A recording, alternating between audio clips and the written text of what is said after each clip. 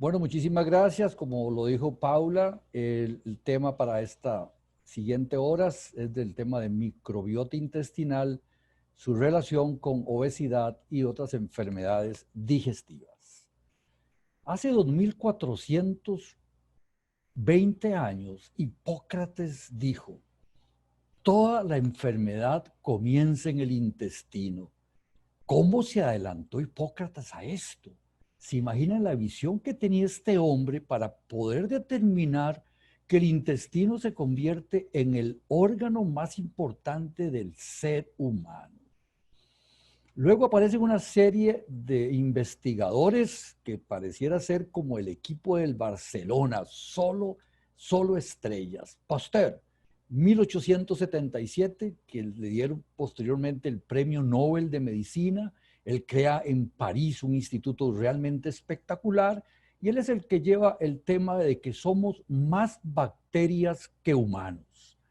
Él sugiere que las bacterias no patógenas podrían ser usadas para el control de las bacterias que dan enfermedad.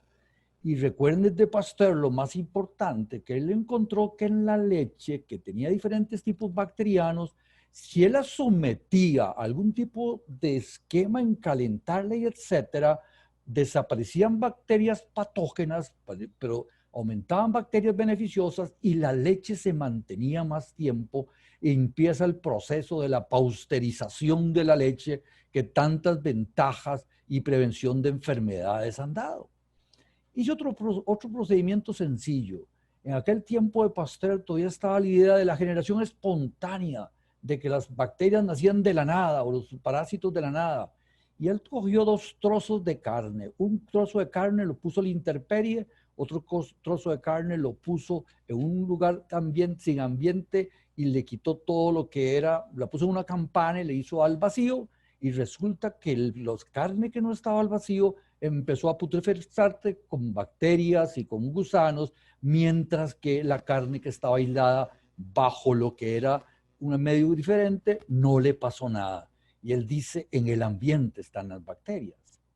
Ferdinand Bergin, en 1950, lindo año para nacer, publica el primer artículo discutiendo los efectos de los antibióticos que Fleming había descubierto en el 35 en la flora intestinal.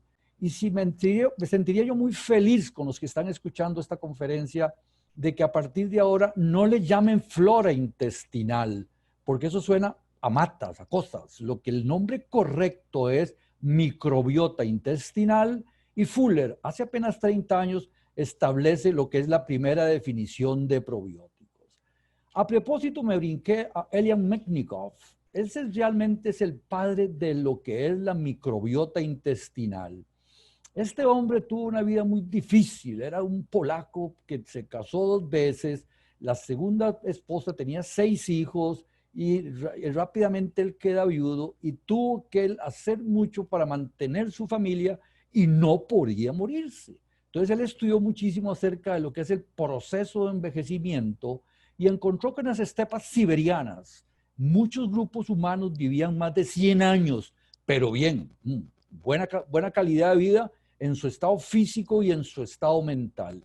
Y él encontró que podía cambiar ciertos hábitos dietéticos reemplazando microorganismos nocivos del organismo y encuentra lo que fue la leche fermentada en el país de Costa Rica, leche agria, que mejoraba la calidad y el tiempo de vida. Y todo se debía al Bacillus bulgaricus y esta era la causa de que las personas que consumían esto tenían mejor microbiota y que podían tener mejor calidad de salud.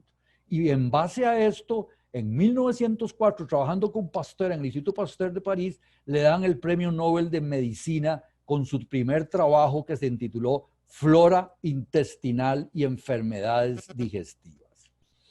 Esta publicación un poco ya viejilla, tiene 5 años, ustedes pueden ver en la gran explosión que hay de información en relación a probióticos en esa biblioteca PubMed, que usted la buscan electrónicamente, que a partir del año 2000 eran poquitos trabajos y a partir del año 2014 ya la cantidad de trabajos de estos temas son muy importantes.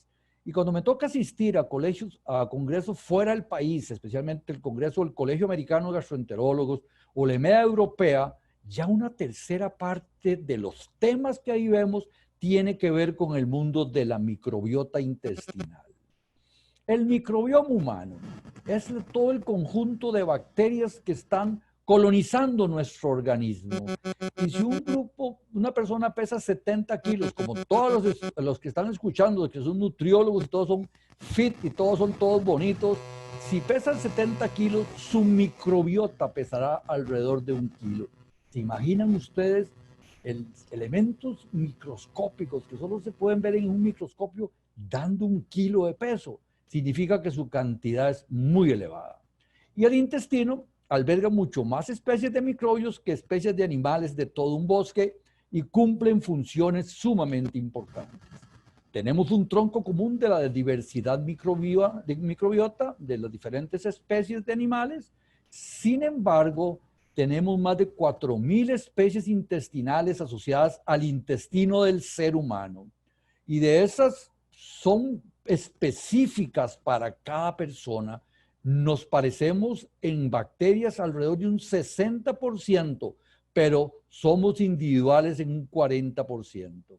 La mayoría de esta microbiota está conformada por virus, bacterias, arqueas, eucariotas, hongos, pero donde más se hacen estudios es en las bacterias.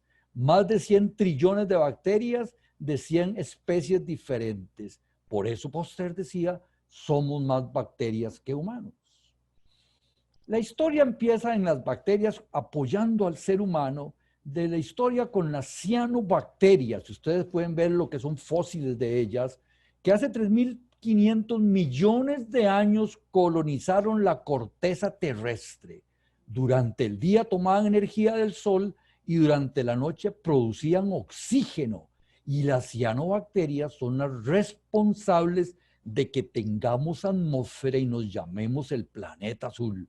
Fueron las responsables de hacer el oxígeno que podamos respirar. Desde ya, las bacterias y el ser humano han tenido una relación estrecha y beneficiosa.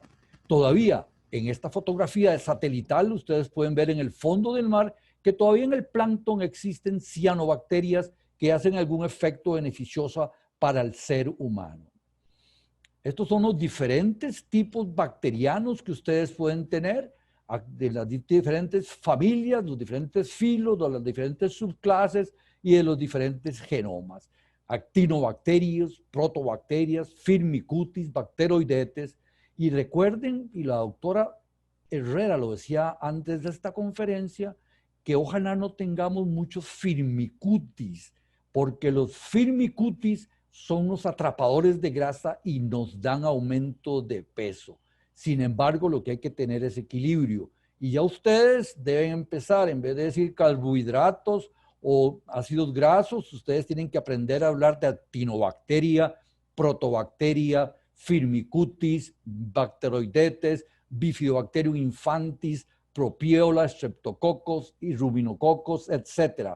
Es el mundo que se avecina. ¿Cómo los colonizamos? ¿Cómo nos colonizamos? Esto ocurre en 5 fases, bien claras y establecidas. La primera, la fase uterina, la manera de cómo nacemos, si fuimos de lactancia materna o fórmula, el momento de la lactación y la teoría de la higiene, el uso de antibióticos y exposición a animales. El mundo intrauterino no es estéril, pensábamos en el pasado eso. Sin embargo, se sabe que los niños en el útero materno están expuestos a diferentes bacterias. De ahí que hay que tener un profundo cuidado en la salud dental en el embarazo, porque si no hay buena salud dental, esas bacterias nocivas que pueden hacer daño a infecciones dentales pueden colonizar al niño con bacterias que después le traerán problemas. Ojo, nutriólogos, hay que cuidar la dieta de las madres. Las madres no pueden sufrir de obesidad, porque las madres que tienen obesidad pueden pasar obesidad y esos niños hacerse obesos. Ojo, en los grupos de alergias se sabe que la historia familiar de alergia, rinitis, urticarias, asma, podría uno prevenirla si en la semana 27 de embarazo empieza uno a suministrar algún tipo de probióticos que van a favorecer la microbiota, porque ese niño está, desde que está en el útero, dándose la colonización de su organismo. Es importantísimo cómo nacemos. No es lo mismo nacer por cesárea y pasar por el canal vaginal y llevarse de ahí una flora vaginal materna al exponernos al canal del parto y colonizarnos con bacterias extraordinariamente beneficiosas, Bifidobacterium y Lactobacillus. Si los niños nacen por cesárea, no tienen contacto con esa flora vaginal materna, no se exponen al canal del parto y se colonizan con enterobacterias y clostridiales de las manos del cirujano, de la piel de la madre o de la piel de los doctores que estaban ayudando a hacer la cesárea. Entonces, en este país, las cesáreas en lugares privados, hospitales no de la seguridad social, es alrededor de un 83%. Solo un 17% de los niños en hospitales privados nacen por parto vaginal. En la seguridad social, seguro, esa entidad magnífica que tenemos los costarricenses que nos cuidan para el COVID, nacen por 23% por cesárea. Y estábamos un poco tristes, y hay mucha investigación en Suecia, que si los niños que nacían por parto vaginal, perdón, por cesárea, tendrían que recibir algún tipo de microbiota materna de la parte de la vagina. Y este bonito trabajo de la autora Domínguez Bello hace algo que se llama la restauración parcial de la microbiota de niños por cesárea a través de transferencia de microbiota vaginal. En las personas que van a cesárea, les ponen tampón vaginal y luego se lo pasan al niño por la boca o por el resto del cuerpo para tratar de esto. La semana pasada tuvimos una reunión específica de probióticos y parecía que esto podría ser vital, pero tal vez es más importante de la manera de cómo se nace lo que es cómo nos alimentamos. Y eso es el gold estándar en la formación de una muy buena microbiota, el tipo de alimentación. Ya que los bebés amamantados tienden a tener bacterias muy buenas, Bifidobacterium y Lactobacillus, que los bebés que se alimentan por fórmula, por buenas que sean las fórmulas y cada día mejores las fórmulas, no tienen la misma cantidad de bifidobacterios y lactobacillus. Lo que dice la OMC es no dar el mamar un mes ni dos. Lo que dice la norma es 2 años. 2 años. Probablemente las mamás dicen, ya muerde, ahí está difícil dar de mamar. Sin embargo, la leche materna es sumamente importante en el desarrollo de una buena biota. El bebecito, al pasar por el canal vaginal, el recién nacido absorbe bacterias del tipo Lactobacillus johnsoni, que prepara su estómago para digerir la leche materna. Ojo, y esta leche materna aporta más de 600 especies de bacterias y HMO, que son las siglas de Human Milk Oligosacáridos. Ya, la leche se convierte en un simbiótico. Tiene probióticos y tiene prebióticos. Y el niño así la necesita. Cuando nace el niño, tiene pocas bacterias y en los 3 primeros años se desarrolla la microbiota. Es importante que ustedes pueden ver en la parte de abajo la transparencia que aumenta la diversidad. Mientras más diversidad bacteriana tenemos, mucha mejor va a ser nuestra salud de todo tipo, mental, física, etcétera. Así, conforme nos colonizamos, va estando mejor. Y ojo, madres, padres, doctores, nutriólogos, algunas cosas pueden influir en este tipo de desarrollo microbiota, especialmente la dieta de los niños cuando se hace la lactación y además de eso, medicamentos. Antibióticos en niños de menos de 3 años hay que tener cuidado. Son muy importantes a veces, pero no abusar de ellos, porque si algo altera microbiota, son antibióticos, como lo veremos después. Ustedes pueden ver en los recién nacidos la gran cantidad que tienen de Bifidobacterium, la gran cantidad que tienen de Lactobacillus, y conforme evolucionamos a través de la vida, la microbiota va cambiando hasta que llegamos a la senectud y empezamos con la inmunosenescencia. Las bacterias que tenemos ahí, si no hemos tenido una microbiota adecuada, pueden enfermarnos muchísimo. De ahí que la microbiota intestinal que se forma en los 3 primeros años es importante mantenerla correctamente. Higiene, teoría de higiene. Dicen los expertos que cuando ustedes más cuidan al niño y los limpian en la higiene y no compartan con perro, que es el animal que mejor da microbiota, esos niños tienen más tendencia a serse asmáticos, esos niños tienen más tendencia a tener intolerancias alimentarias y esos niños tienen más tendencia a ser urticaria. La teoría de la higiene es importante y ya lo habían hecho un experto en Suecia cuando puso que las mamás que se les caían las chupetas a los niños, si la lavaban mucho y después se los ponían a los niños después de lavarlas, o los papás que no las lavaban y se las chupaban y después se la pasaban a los niños, esos niños iban a tener mucho mejor evolución en enfermedades. Así es que es mejor nacer en una finca con caballos, vacas, con tierra, que los niños anden en la tierra, que nacer en un penthouse donde no hay estos animales y que se cuida uno mucho de la higiene. Cuidemos los extremos. Es importante que ustedes, que tienen una gran responsabilidad en el mundo de atender pacientes, ojalá que cuando vean mujeres embarazadas les tengan una correcta y adecuada alimentación y dieta para que esa madre esté llenita de Bifidobacterium y de Lactobacillus de acuerdo a la dieta. La modalidad del parto también dijimos que es por cesárea, más estafilococos, vaginal, más lactobacillus. El tiempo del embarazo, si es de pretérmino o término, los primeros colonizadores, lactancia materna y etcétera, y la lactación como un resumen de lo que dije posteriormente. Y muy lindo define el doctor Glucier en Discover 2007 lo que es la microbiota intestinal. Y me gustaría que este concepto lo tengan y se lo lleven para su casa.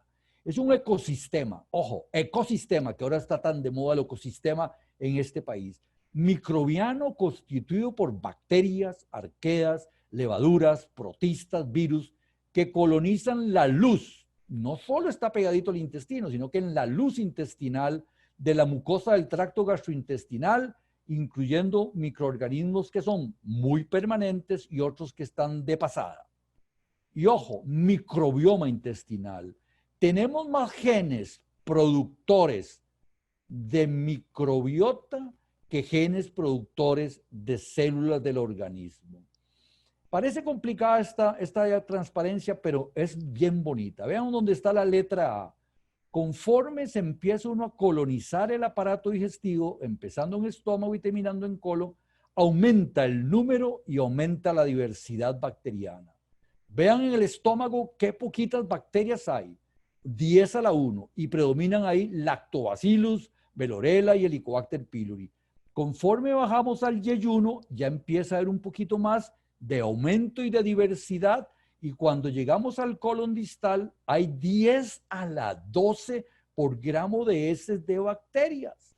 Si pasamos a la letra B, ustedes ven que no solo las bacterias están en el epitelio, sino que están en la mucosa, en la capa mucosa del intestino. Y en la parte final del intestino hay mucha diversidad bacteriana y mucha cantidad de bacterias. Como lo decía, el colon, en la parte principal, en el colon derecho, es el lugar más importante del ser humano. Recuerden que la diversidad aumenta desde el nacimiento al año y hasta la muerte. Y que en la parte de abajo de la C dice y está influenciado por la colonización materna que les dije, por la dieta que comentaba la doctora Herrera, por los aspectos ambientales y por las terapias antimicrobiales. Para recapitular, lumen, donde hay bacterias, y en donde también está la mucosa. Y ustedes pueden ver ahí las células dendríticas, las células mastocitos, que esas son las que tienen que ver con todo lo que es el aspecto de la defensa, de formación de anticuerpos que el ser humano necesita, y que no sé si Ascensión habló de esto. La microbiota intestinal está, y además de la microbiota, no solo está en el intestino, sino en otras partes. Está en la boca, está en piel, pero donde existe más es en el intestino. Es el que tiene más riqueza. También existe en vagina, en esófago y en estómago. Y es importante que hay más de 100 trillones de bacterias. ¿Cómo se mantiene la integridad de esta barrera intestinal? Mientras nuestra barrera esté íntegra, estamos sanos. Si se rompe, si hay huecos, si hay leak, se alteró el sistema. A veces decían que los edulzantes artificiales pueden hacer huecos.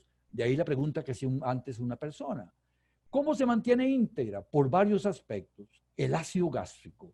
El estómago tiene un pH de 2. Pocos grupos bacterianos podrían vivir en un ambiente tan inhóspito.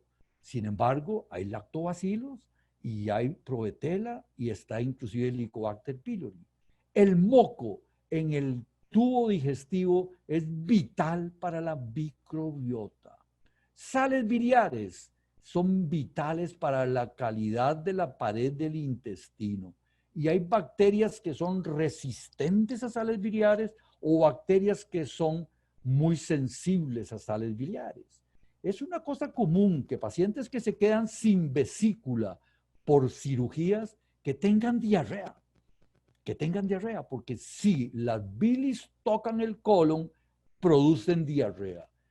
Tal vez estábamos equivocados, pensábamos que era un efecto como purgante, pero no, es un efecto bacteriano, porque al haber tantas bilis, pueden aumentar bacterias sensibles a la bilis que pueden dar diarrea. La pH del moco es importante, la integridad del borde del intestino, la motilidad intestinal. Recuerden que el estómago se mueve mucho, propulsiona mucho. Y recuerden algo muy importante. Si ustedes se comen un bocadito, como muchos queremos ahora, cuando cae al estómago, para llegar al intestino grueso pasan 5 horas. 5 horas. Y del que llega al intestino grueso a que salga por el recto como heces, pasan 2 días. ¿Qué órgano más excelente? ¿Qué órgano más efectivo para tener que hacer ahí una serie de trabajos que le corresponden? La inmunidad sistémica y las interacciones entre diversos grupos bacterianos. Está lo mismo a la izquierda, pero ustedes pueden ver la diferencia entre intestino delgado e intestino grueso y los diferentes procesos que ahí se llevan, y por eso la efectividad de este órgano tan importante que se llama colon. Eso tienen que aprendérselo a memoria, porque Rulamán se los va a mandar a preguntar si no, no les da el título, que son las funciones de la microbiota intestinal. Primero, barrera. Previene que nos colonicen microorganismos patógenos, incluyendo el COVID. A menos buena calidad de barrera, más chance de enfermarnos de cualquier cosa. Funciones tróficas. Modulan la proliferación celular, la diferenciación celular y la apoptosis, la muerte natural. Inmunidad. Es importante que el intestino grueso se convierte en un órgano eminentemente linfoide, donde están las placas de Peyer y en las células linfoideas, que es donde se producen los anticuerpos que nos defienden contra inmunidad innata y adaptativa, desarrollo del tejido linfático intestinal y la modulación local y sistémica, donde empieza la tolerancia oral. Y lo decía la doctora Herrera, vieran cómo la hiperglicemia altera la microbiota, y no entendíamos por qué los diabéticos descompensados tienden a infeccionarse, y es por alteración de la microbiota, que lo decía Arayona, una eminente científica. La regulación del almacenamiento de grasa, recuerde la lipogénesis y oxidación de ácidos grasos, la regulación metabólica, lo que es la extracción de carbohidratos no digeribles, la fermentación de carbohidratos a ácidos grasos de cadena corta, acetato, propionato, butirato, que esos son los elementos más importantes para mantener la pared intestinal íntegra. Son vitales la producción de estos ácidos grasos de cadena corta. Y ojo, den medicamentos que los promocionen a que se formen. Síntesis de vitamina B12 y ácido fólico. Escuchaba a una doctora italiana hace 2 días hablando de vitamina D. Resulta que ya quieren cambiarla de vitamina D a hormona D, porque ya no solo se relaciona con lo que es osteoporosis o penias, sino que también con la integridad intestinal, con integridad hepática. De ahí que asolearse sin filtro solar para que nos entre vitamina D, que es por donde entra el 90% de las veces.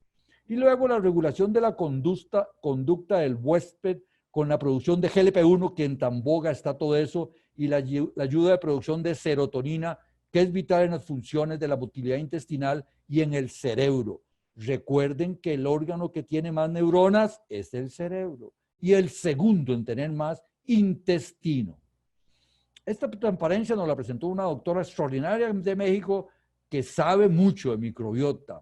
Dice que las funciones de la microbiota, además de las que les conté, son que alberga genes humanos, que metaboliza más de 100 gramos no digeribles, que provee ácidos grasos de cadena corta para los enterocitos, para darle de comer a los enterocitos, sintetiza aminoácidos esenciales, sintetiza vitamina K y B12, metaboliza moléculas de esteroides, ácidos biliares y hormonas sexuales, protege contra patógenos, construye el sistema inmune, está involucrado en el metabolismo de energía y otras cosas. Ustedes pueden ver la riqueza de funciones. Mientras tengamos eubiosis, está bien. Mientras tengamos el equilibrio entre microbiota y huésped, está bien. Pero cuando algo lo altera, y hay una alteración en el número y en la calidad de las bacterias en la microbiota oral, esofágica, gastrointestino delgado, se acuña el término de disbiosis. Y doctores y doctoras, no se les olviden. Cuando usted llega un paciente diabético a su práctica o un paciente con obesidad, usted le puede decir sin ninguna equivocación: señora, usted tiene una disbiosis intestinal como la responsable de su problema de enfermedad. La disbiosis, Giovanni Barbarà publicó esto en Gastroenterology en el año 19, y quien decir Giovanni Barbarà es como decir el mejor productor de información en microbiota es de Italia, y dichosamente la Fundación Roma lo tiene trabajando en todo lo que es inflamación, y nos presenta lo que es eubiosis. No hay ciertas bacterias, viene disbiosis por algún factor, aparecen algunas bacterias nocivas que producen inflamación como los clostridiales, mejora la infección, aparecen bacteroidetes y aumenta una serie del flujo de ácidos biliares y empiezan a haber bacteroidetes y otros más que pueden mantener en los arcos que están a los lados de celeste una acción de citoquinas inflamatorias. Y cuando hay disbiosis intestinal, hay reducción de bacterias muy importantes, especialmente bacterias de cadena corta que incluyen productores de butirato, como es el Faecalibacterium, Rosoburia y otras más. También aparecen unas bacterias que desplazan a una bacteria que es vital para el ser humano y para el diabético, que es la Akkermansia muscifina. La Akkermansia muscifina es la bacteria que produce el moco intestinal. Sin ella, el intestino no sobreviviría. Y las compañías que produzcan esta bacteria y la hagan comercial van a hacer mucho dinero, porque Akkermansia es vital para la salud del ser humano.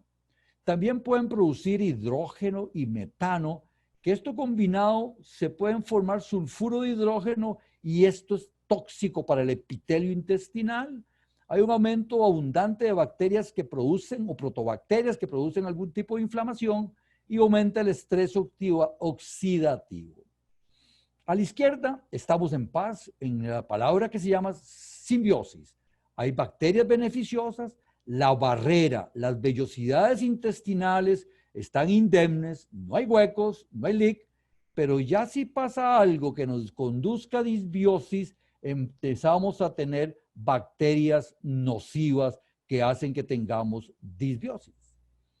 Y cuando hay disbiosis, se han asociado estas enfermedades y disculpen que está en inglés, pero es una toma directa del curso de posgrado de gastroenterología del año 17-18 que publica Yehuda Ringel en el 2009.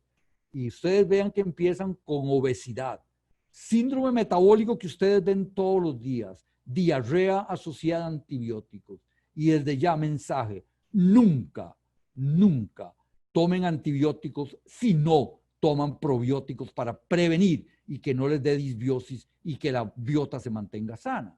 Enfermedad inflamatoria intestinal, CUS y Crohn, enfermedades del tracto gastrointestinal, las enfermedades funcionales del tracto intestinal, que son más de 21, cáncer de colon, enfermedades del hígado y la que pueden no tener relación con el hígado, ateroesclerosis, la diabetes tipo 1, que curiosamente en este país se da mucho en septiembre, probablemente que los niños que la piensan a tener pueden tener algún grupo de infecciones, autismo, que es una de las características de que los niños autistas tienen un colon diferente, una microbiota diferente y su mejoría podría ser mejorar su microbiota. Alergia, asma y la enfermedad celíaca, que es como la gente quiere muchas veces ser celíaca. El colon lo vengo alabando muchísimo, lo vengo diciendo que es excelente. Y lo importante es la parte proximal del colon, esa zona que se llama iliocolon, donde termina el intestino delgado y empieza el grueso. Hay alta concentración de sustratos, sacarólisis, el pH ahí no es tan bajo como en el estómago, está entre 5 y 6, y hay rápido crecimiento bacteriano. Y eso produce una serie de polifenoles que nos protegen contra cáncer, contra hipertensión, contra diabetes, contra eventos cerebrovasculares, contra el envejecimiento, y nos pasa como el agua azul de Nicoya, Guanacaste, que ahí si no se han mojado mucho en estos días, van a estar sanitos, porque viven más de 100 años en Nicoya. Busquemos qué tendrán la biota de esos y qué comerán. Seguro comen muy sanito. O también que prevendrán infecciones. Esta es una transparencia un poco feilla, pero vieran que es importante en la parte A. Si usted come carbohidratos complejos y tiene bacterias adecuadas que producen la fermentación correcta, van a producir ácidos grasos de cadena corta.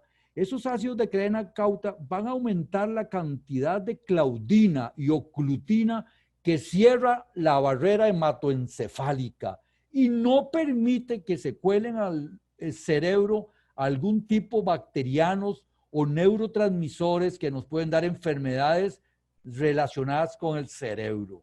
Si estas bacterias productoras de fermentación microbiana correcta por alguna razón no están, no se producen ácidos grasos de cadena corta, no hay oclutina, no hay claudina y los pacientes pueden tener enfermedades asociadas a trastornos neuropsiquiátricos, autismo, esquizofrenia, trastorno bipolar, trastornos por atención, depresión, ansiedad, Parkinson, que se estudia mucho, en la enfermedad por Alzheimer. Si ustedes hacen ejercicio, vieran cómo los músculos mejoran microbiota intestinal y las que ustedes tienen ahí.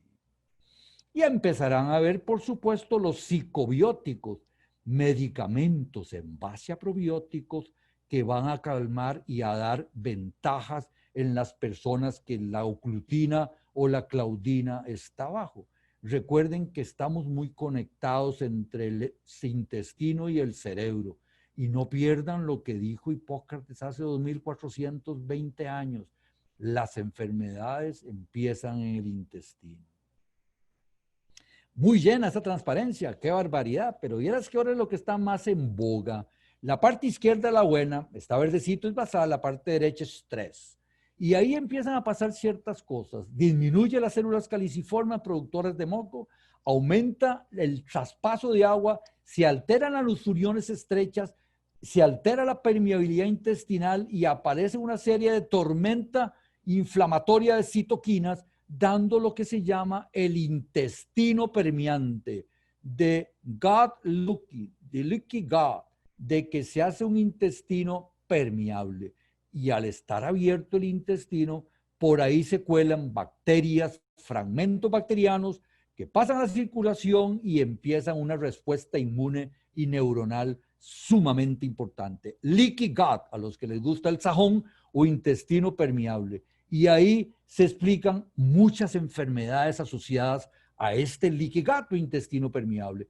Gastroenteritis agudas, que en Costa Rica ahora, por tanto no da las manos, dichosamente no hay tantas, síndrome intestino irritable, enfermedad inflamatoria intestinal, alergias alimentarias que han aumentado mucho en el país, muchas cesáreas, no dan de mamar las mamás a los niños, todo eso podría empeorar las alergias alimentarias.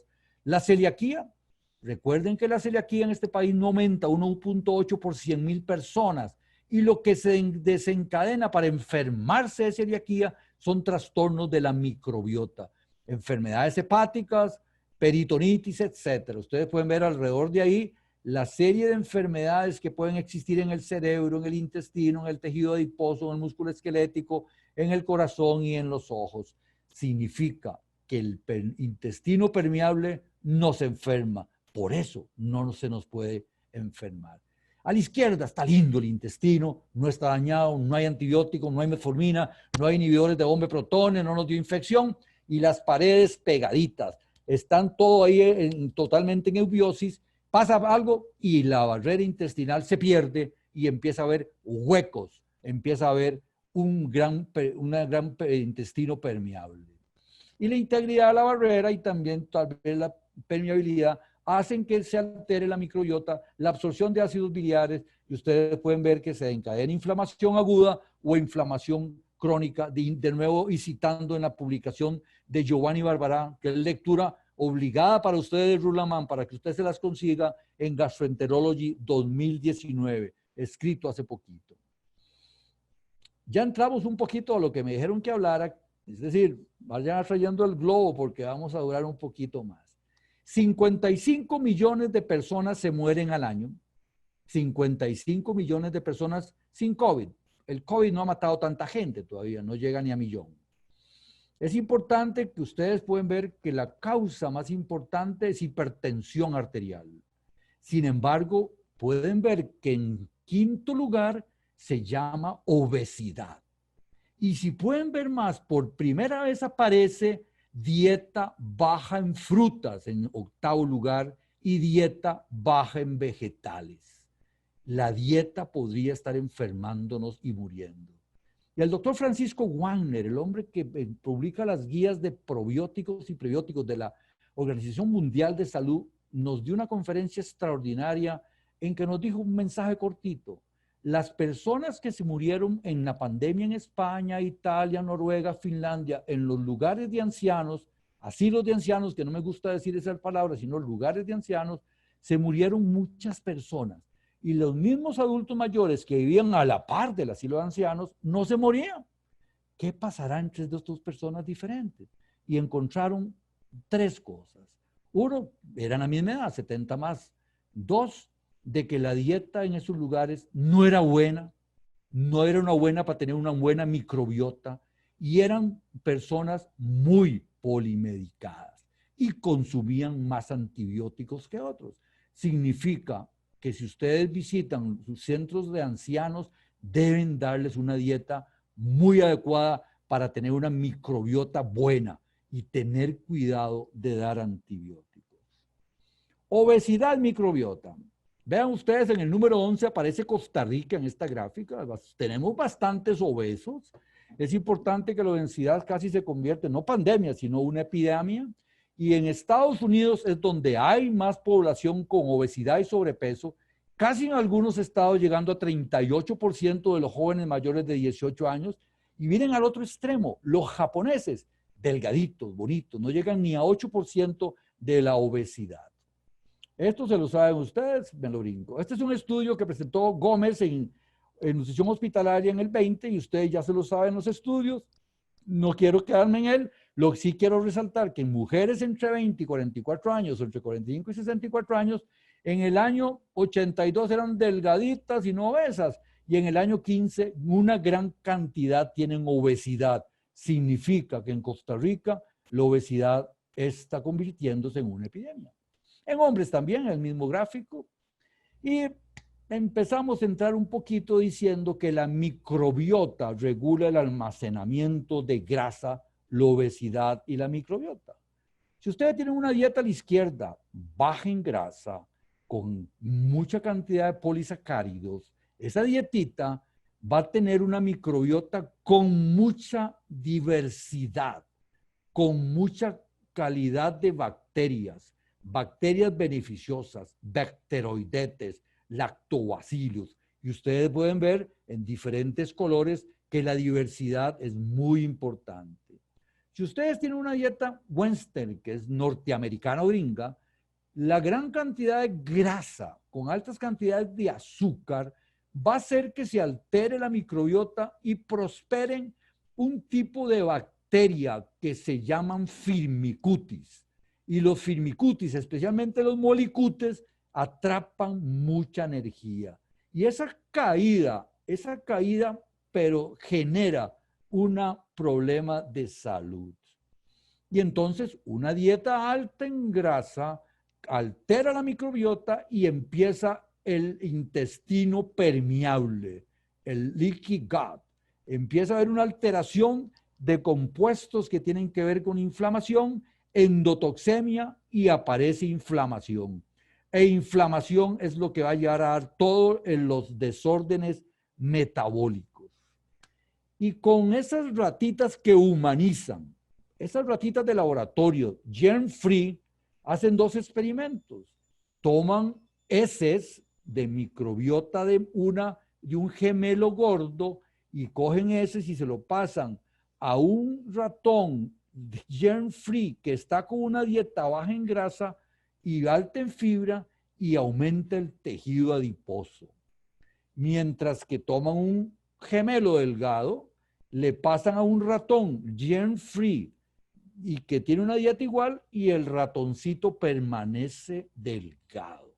Significa que en la microbiota está el desarrollo del tejido adiposo por bacterias o por algún otros factores.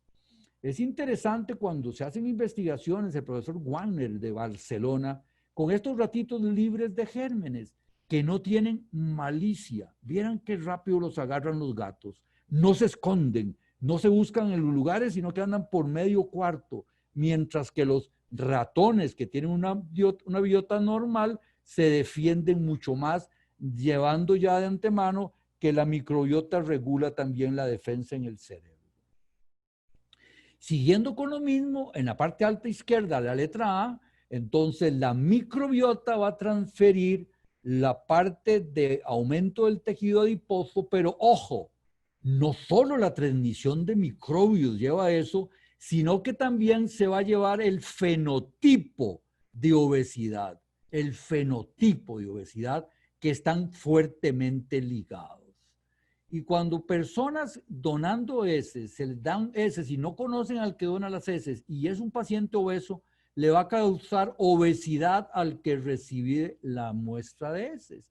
Y en la parte de abajo es importante que si ustedes toman ratitas gruesas y les ponen heces de ratitas delgadas, en la ratita gruesa se va a hacer delgada, es decir, va a bajar peso.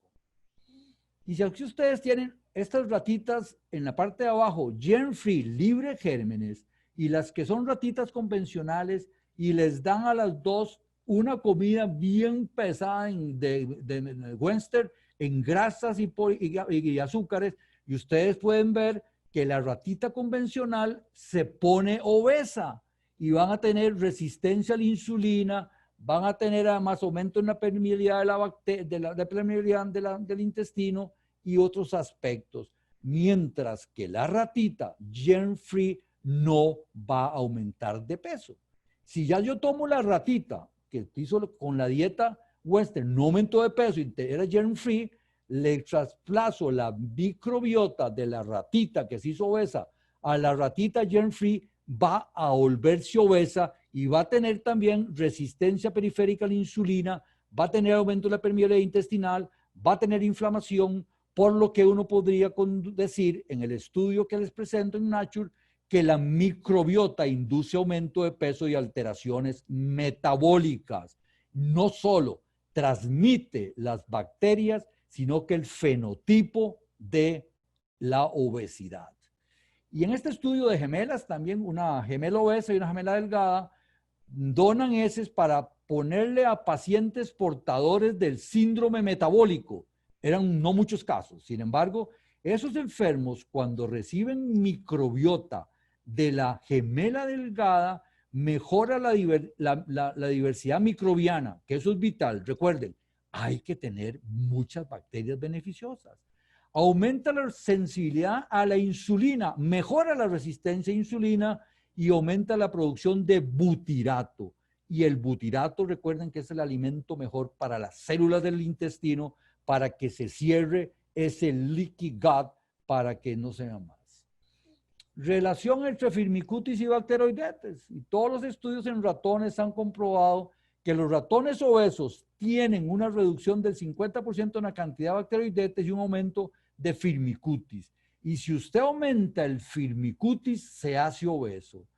Y los cirujanos que hacen cirugías metabólicas, en el pasada llamada cirugía bariátrica, no piensan los cirujanos que lo que están haciendo en pacientes con obesidad mórbida, que tienen 90% de firmicutes y 10 de bacteroidetes, que lo que están haciendo es bajando los firmicutes y aumentando los bacteroidetes y equilibrándolos. Obesidad y uso de antibióticos. Pongamos cuidado. La obesidad podría ser un efecto adverso del uso de antibióticos, según dice el CDC de Atlanta, Georgia. Y es importante que el reemplazar la microbiota con probióticos es una importante estrategia para hacer que los antibióticos que luchan contra las infecciones en niños sean seguros, porque si no, hay riesgo de causar disbiosis y concomitantemente aumentar el peso, ya que los antibióticos impactan en la microbiota y van a producir disbiosis intestinal. En este estudio que presentó el doctor Podolsky en el año 17, nos hizo esta gran presentación. Ustedes pueden ver un mapa plano del mundo, a la izquierda hombres y a la derecha mujeres, y los que están más oscuritos es donde tienen índice de masa corporal de más de 30. Ustedes pueden ver que Estados Unidos, hombres, muy importantemente, y en mujeres, también el cono sur y algunos países de la parte norte de África y la parte de los países cercanos a Israel tienen una obesidad importante. Y él encuentra que esto se debe a una pandemia paralela, obesidad y el uso de antibióticos y la resistencia a antibióticos. Seguro Fleming, si yo digo esto, se va a revolcar en la tumba porque los antibióticos son vitales y han sido vitales para el ser humano y curar muchas enfermedades, pero podrían ser que hayan causado alteraciones de las bacterias que nos protegen en el intestino y que lleven a obesidad, Y entonces comparamos los planes. El que está a la izquierda de obesidad y el que está a la derecha de la prescripción de antibióticos, y uno los ponía sobreponer, y entonces podría uno decir que probablemente sí, que antibióticos tienen algo que ver con una epidemia de obesidad en los Estados Unidos. Y se ha estudiado desde el punto de vista de disbiosis, conocer a los antibióticos y realmente de los simbiosis que tenía el paciente inicialmente, después del uso de antibióticos, se altera la simbiosis y empieza a haber una disbiosis intestinal. Así es que el cambio en algunos patrones de colonización de nuestra microbiota, está modificando la salud del ser humano. Pocas cosas, ya vamos casi terminando. Enfermedad grasosa no alcohólica de hígado y microbiota intestinal.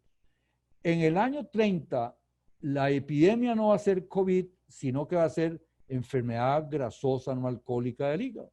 Y ese va a ser el tema que los gastroenterólogos, hepatólogos van a tener que ver más. Ya no hepatitis virales, ya no enfermedad por alcohol, que ha bajado, ya no hepatitis por virus C o B o antiinmunes. Va a ser la enfermedad grasosa no alcohólica del hígado y la microbiota intestinal. Ya que esta microbiota y esta alteración va a inducir una lipogénesis hepática con actividad de la LPL, con los adipocitos, se suprime lo que es el fasting induced deposit factor, promoviendo el depósito de grasa en las células del hígado, especialmente lo que es el hepatocito y los de triglicéridos. Se almacenan muchos triglicéridos en el hepatocito. Y esto lo hace mucho la lipasa lipoproteína.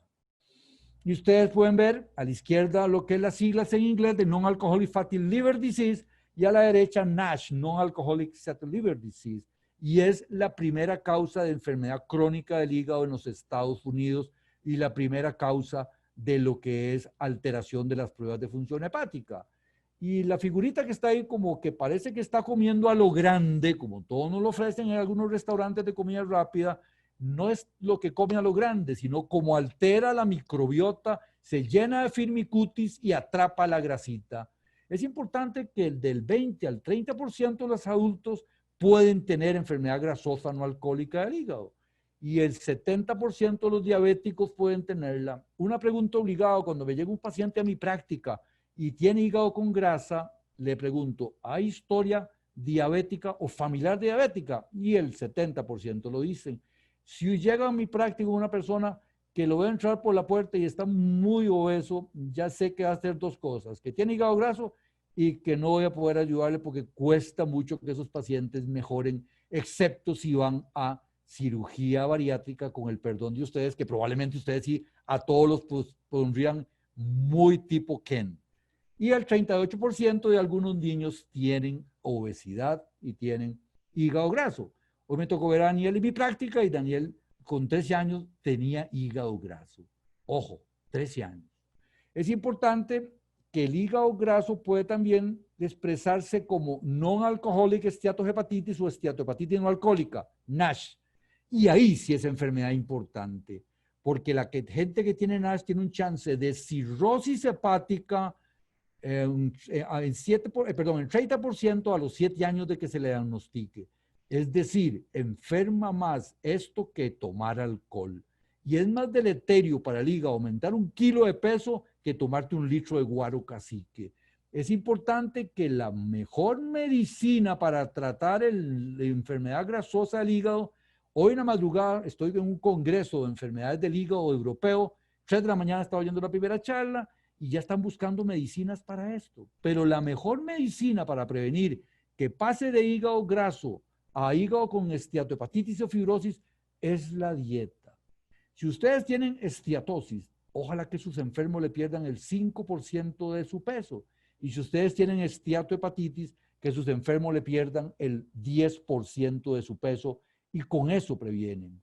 Esta enfermedad puede llegar a necesitar trasplante. Esta enfermedad puede necesitar llegar a tener tratamientos costosos y esta enfermedad puede dar cáncer de hígado con un chance de 0.2 a 0.7 por año.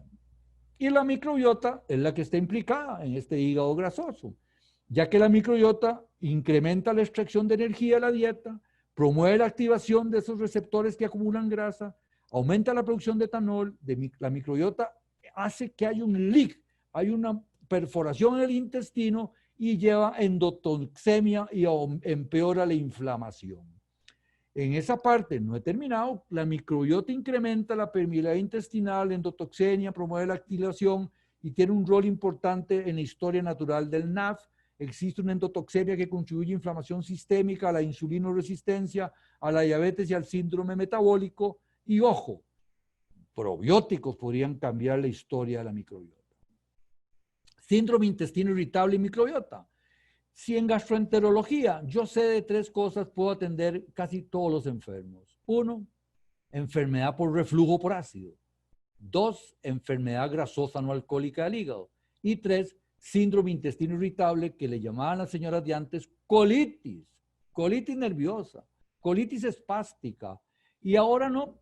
El grupo de Roma que lo maneja es el doctor Douglas Drossman y que ahora pasó al mano del doctor Jack Tack, que es un extraordinario profesor de Bruselas que tiene todo esto, diagnostica la síndrome intestino irritable aplicando criterios de Roma 4.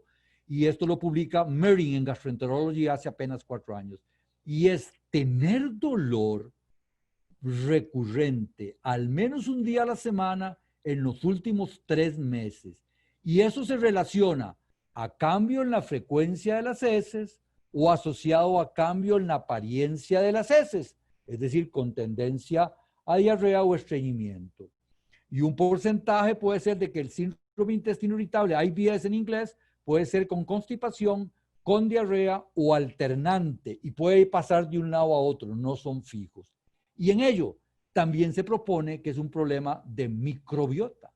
Ustedes pueden ver qué infección podría ser esto, factores genéticos, historia de abuso. Drossman lo pregunta siempre ya que es un psiquiatra gastroenterólogo y encuentra que las niñas abusadas, el estrés crónico, ese aumento de cortisol crónico altera la permeabilidad de la pared intestinal y hace el leaky gut y empieza a existir la inflamación.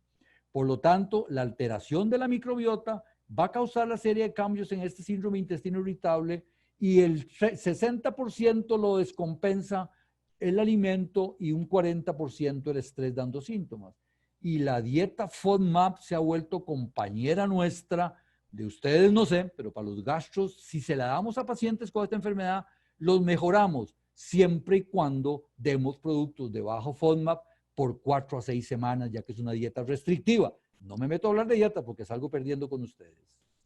Giovanni Barbará publica también que esta enfermedad puede verse asociada a infecciones, especialmente en mujeres con trastornos mentales y fumadoras. El fumado jode la microbiota, así es que mejor no fumen.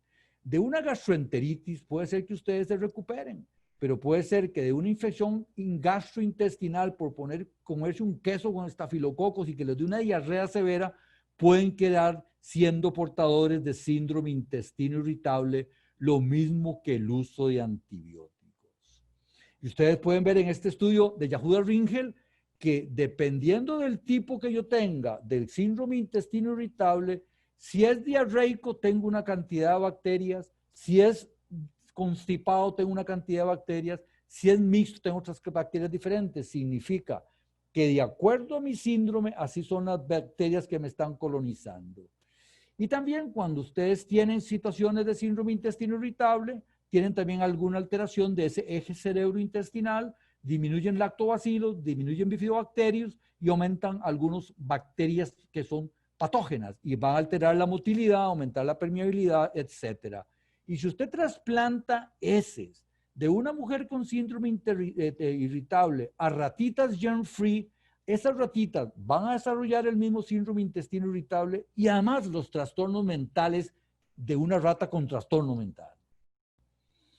Eso se ve complejo, sin embargo, eso es la alteración de la microbiota, descomposición de polisacáridos no digeribles, incremento de ácidos grasos de cadena corta que va a aumentar o incrementar el almacenamiento energético, aumenta la modulación de secreción de hormonas intestinales, GLP-1, y va a producir saciedad, alteración del metabolismo de los ácidos biliares con reducción en el número de bacterias y tendencia a la obesidad, alteración de una serie de receptores, incremento de bacterias asociadas a endotoxemia metabólica, reducción de producción de algún tipo de anticuerpos y alteración de la conducta.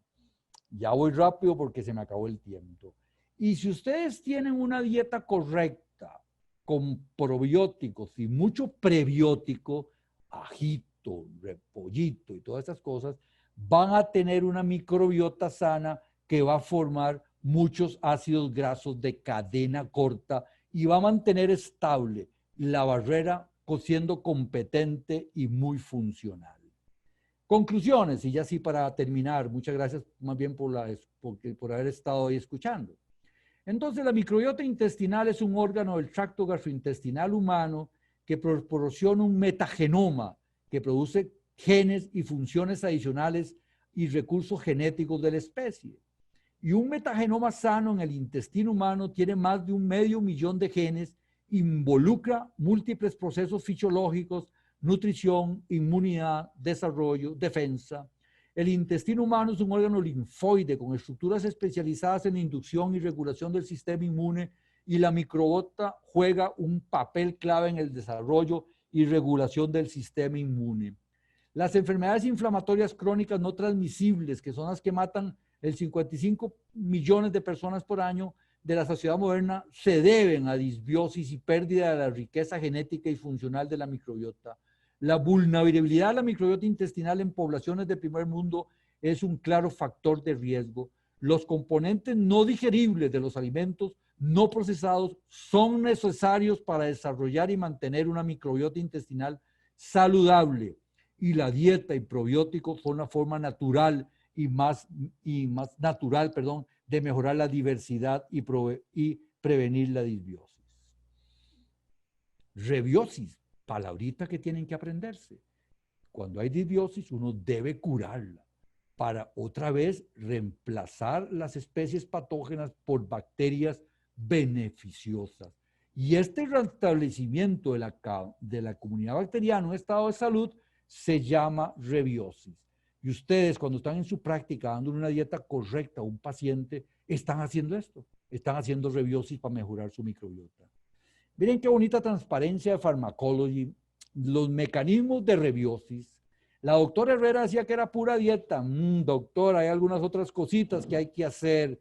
Por ejemplo, yo que hablé tan mal de los antibióticos, hay antibióticos específicos, rifaximina, que en el país ya lo tenemos por dicha, y no es que sé que hacía yo antes que no existía, porque eso mejora el síndrome intestino irritable después de una infección, mejora el síndrome de sobrecrecimiento bacteriano, mejora las infecciones del colon, mejora la encefalopatía hepática por bacterias productoras de amonio.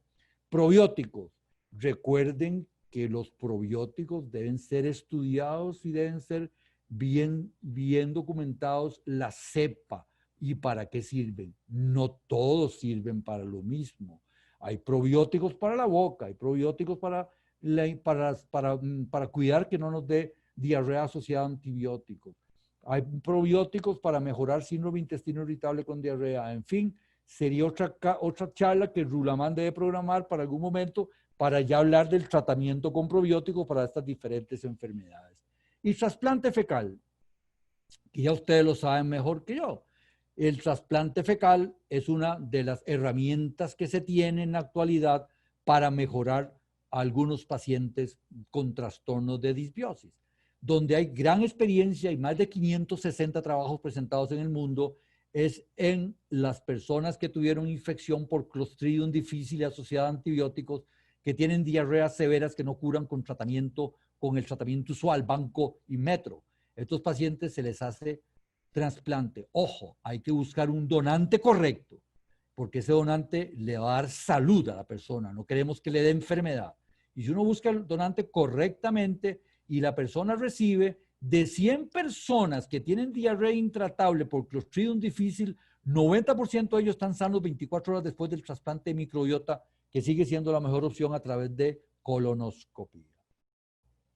Mente sana en cuerpo sano, decía Décimo Juvenal, el siglo I antes de Cristo, y en el siglo XXI decimos intestino sano en cerebro sano. Mensajes para llevarse a su casa. La mucosa intestinal es una superficie muy amplia involucrada en digestión y absorción de nutrientes. Actúa como barrera entre el ambiente interno y externo, inhibiendo el paso de sustancias dañinas. La barrera rial, como sea, es un sistema complejo responsable para la salud del hospedero, compuesta por microbiota intestinal, mucosa intestinal, lámina propia, sistema inmune, vías vasculares y linfáticas y sistema neuroendocrino.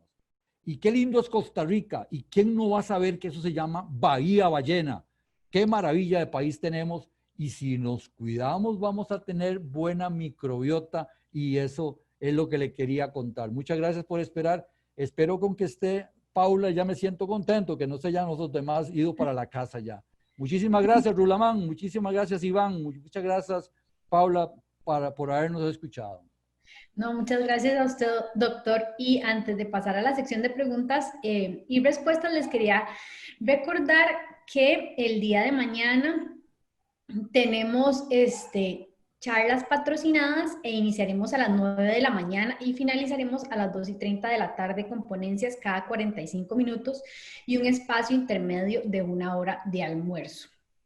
Entonces, si gusta, vamos por las preguntas que tenemos ahorita aquí en el icono de preguntas y respuestas. Mencionan, buenas tardes, mi bebé nació por cesárea y tiene lactancia mixta. En este caso, ¿cómo se puede mejorar la microbiota intestinal?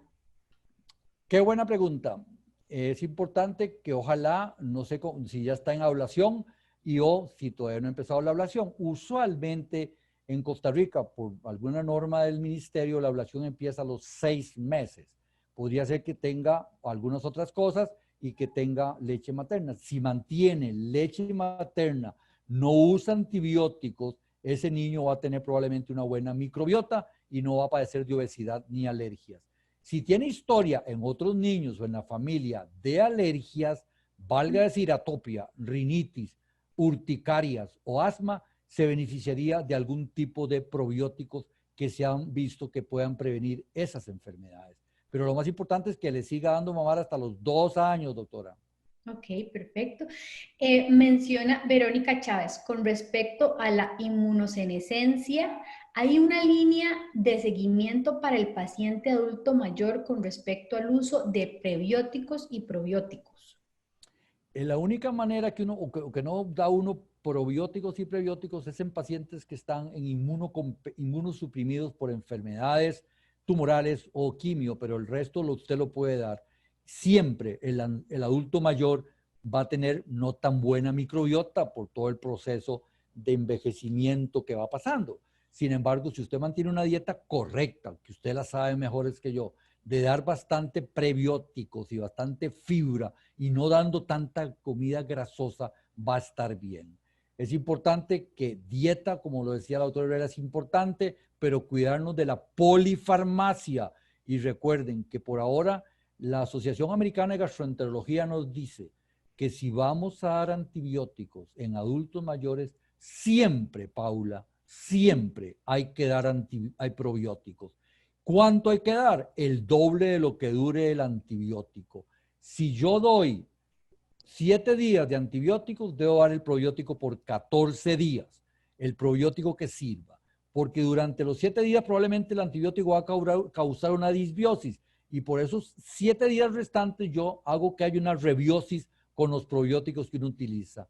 Recuerde que los yogures tienen probióticos, que son muy buenos alimentos, que son buena nutrición, pero no son esos como para usar como medicamentos. Ya existen probióticos que todavía no son medicamentos, son sustancias que vencen. Y vendrán lo que se llaman los farmacobióticos, pero esperemos que todavía eso venga. Entonces, por ahora, siempre la idea es de que esas personas pueden tomar probióticos cuando están tomando antibióticos, para que no vayan a tener alternancia y que vaya a disminuir la diversidad. Cuando llegamos a ser adultos, perdemos diversidad. ¿Y qué hace que tengamos diversidad? Vida con estilos de vida saludables. 150 minutos de ejercicio por semana, dormir 8 horas por las noches, dieta saludable, asolearse 30 minutos. Las personas adultas no pueden estar sentados más de 30 minutos, tienen que levantarse y dar algunas vueltitas y siempre tener una ilusión, porque las ilusiones hacen que uno tenga el cerebro siempre atento. Súper. Dice aquí que porque algunos pediatras le suspenden ciertas comidas a las madres que están amamantando para que los lactantes no desarrollen otras alergias. Y si les dan de mamar 2 años, debemos suplirle calcio y vitamina D. ¿Qué? Pero estas muchachas sí estudian. Eso de la vitamina D lo aprendí hace 2 días, qué suerte que porque le preguntaron. Dice la doctora italiana, que se me ocurrió el nombre, que a los niños de primer año hay que suplirles vitamina D. Y recordad que ahora se le llama hormona D. Y mi nietecito Luke, que tiene 15 días, hablé con el pediatra a ver si ya se le estaba supliendo. Y dice, no, doctor, no es en todos los países. En este país hay mucho sol, mejor que lo asolean al nieto. Pero la doctora dice que ahora los niños pasan más en la casa, que no los asolean, etcétera. Pero sí ya manda el mensaje, vitamina D 400 unidades en el primer año, ya que la leche materna no tiene mucha vitamina D. Y la otra pregunta, ¿cuál era, Paula? Perdón, le digo que porque algunos Okay. pediatras suspenden ciertas comidas. Sí, probablemente porque están pensando en alergias, en madres que pueden ser alérgicas al huevo, madres que pueden ser alérgicas al azúcar de la leche o madres que pueden ser alérgicas a, qué sé yo, trigo o etcétera. Entonces, al quitarse a la madre, en la leche materna no van los alergenos para que el niño desarrolle alergia. Es importante, Paula, insistirle, leche materna, el gol estándar para tener una muy buena microbiota. Y perritos, gato no. Y los gatos me gustan mucho, pero no dan microbiota como los perros.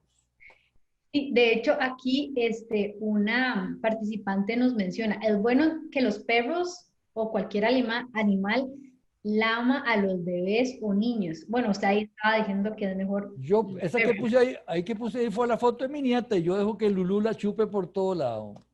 Ah, Ni bueno, le lavo las manos después. Y está perfecto. sanita la chiquita, que chiquita más sana.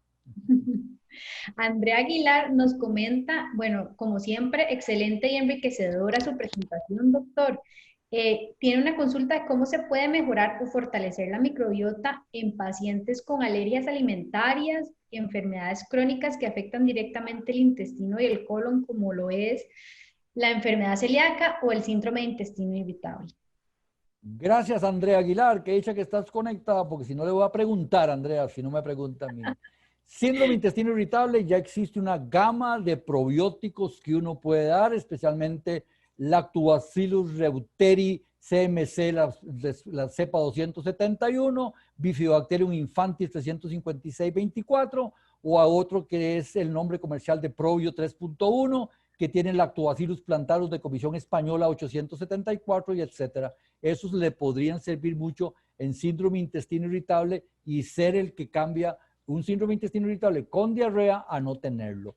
Lo mismo que vendrán probióticos para la obesidad, vendrán probióticos para la diabetes mellitus. Y tal vez los pacientes no vayan a requerir insulina, tal vez van a requerir una microbiota correcta en base a una dieta que den ustedes y en base a probióticos que se investigan.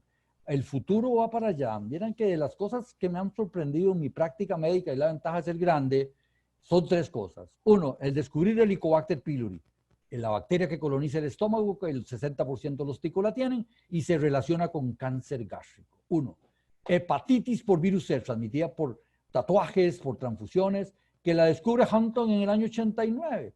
Y ya en el 2013 hay una pastillita que si se toma uno por día, se cura. Y empezó a mejorar la enfermedad peor de los Estados Unidos que afectaba el hígado, la hepatitis C. Y por supuesto la tercera, el mundo de la microbiota intestinal y el microbioma humano. Eso ya yo no lo veré, usted que está tan joven, Paula, lo va a ver, cómo a futuro habrá farmacobióticos para el autismo, porque se han hecho trasplantes de microbiota en niños autistas y el niño mejora su comportamiento grandemente. Entonces el doctor Khan está haciendo gran investigación para mejorar la biota de los niños autistas y que tengan una calidad de vida mejor. Y ahí vendrá. Todavía falta mucha experiencia y muchas acciones. Lo difícil, Paula, lo difícil es en este país cómo estudiar la microbiota, porque por ahora son estudios académicos, investigando heces, viendo bacterias, etcétera. Pero estudios de la vida diaria, de que vaya usted una paciente a su práctica y le digo, tengo síndrome de intestino irritable con diarrea, entonces usted le manda un examen y dice, mira, tenía muchos bacteroidetes, tal, le va a cambiar el bacteroidete por este otro. Eso todavía no está comercialmente en los laboratorios. Todavía no tenemos eso para poder ayudar a los pacientes. Así es que sigue siendo estilos de vida saludables, como el ejercicio, como el sueño, como una dieta, cómo no agrediendo el intestino, nuestro intestino va a estar mejor.